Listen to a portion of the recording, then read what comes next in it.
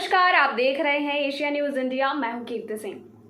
हाल ही में रामदेव बाबा ने जो विवादास्पद बयान दिया था, जिसे लेकर भारत के सभी डॉक्टर्स एक हो गए थे और सोशल मीडिया पर उन्होंने #ट्विटर स्ट्रोम करके एक अभियान भी चलाया था, जिसमें उनकी मांग थी कि रामदेव बाबा ने जो बयान दिया है उसके वजह से उन्हें जल्द से जल्द अरेस्ट कर लिया जाए। जिसके बाद केंद्रीय स्वास्थ्य मंत्री हर्षवर्धन ने उन्हें कहा कि वो एक पत्र लिखकर अपने बयान को वापस ले। जिसके बाद रामदेव बाबा ने अपने बयान को वापस लिया। साथ ही उन्होंने एक पत्र लिखा और स्वास्थ्य मंत्री हर्षवर्धन को एक पत्र लिखा, जिसमें उन्होंने कहा था कि मेरा बिल्कुल भी ये मतलब नहीं था कि मैं एलोपैथी को किसी तरह का उनके ऊपर सवाल उठाऊं। दरअसल मैंने एक वक्तव्य कहा था, जिसमें मैं व्हाट्सएप पे कुछ मैसेज शेयर किए गए थे, जिसे लेकर मैंने लोगों तक बस वो मैसेज पहुंचाया था, जिसे लोगों ने उल्टे तरीके से दिखाया। साथ ही रामदेव बाबा ने कहा कि मैं एलोपैथी का बिल्कुल भी विरोध नहीं करता हूं।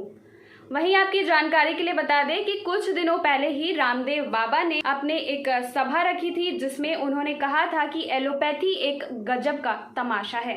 साथ ही उन्होंने कहा था कि एलोपैथी के स्टुपिडिटी और दिवालियापन के वजह से ही देश के लोग जो ज़्यादा से ज़्यादा कोरोना से तो संक्रमित हो ही रहे हैं और एलोपैथी की दवाओं की वजह से उनकी जाने जा रही है। उन्होंने तो कोरोना संक्रमण के लिए इस्तेमाल किए जाने वाले एस्टेरॉयड और रेमडेसिविर इंजेक्शन जैसी और प्लाज्मा थेरेपी जैसी बातों पर भी सवाल उठा दिया था और कहा था कि एलोपैथी एक गजब का तमाशा है। लेकिन इसके बाद ही भारत के जितने भी चिकित्सक थे वो एक हो गए और उन्होंने सोशल मीडिया पर एक अभियान चलाया, जिसमें उनका कहना था कि रामदेव बाबा को जल्द से जल्द अरेस्ट कर लिया जाए। जिसके बाद तुरंत ही केंद्रीय स्वास्थ्य मंत्री हर्षवर्धन जी ने इस पर तुरंत एक्शन लिया और बाबा रामदेव को एक पत्र लिखा और कहा कि वो अपने बयान को वापस ले।